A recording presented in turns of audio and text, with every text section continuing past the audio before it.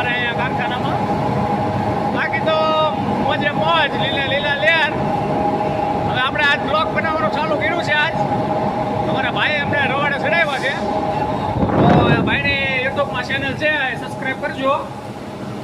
તો હવે જઈએ અમે એસીમાં. તો આ રીતનું કંઈક છે અમારે.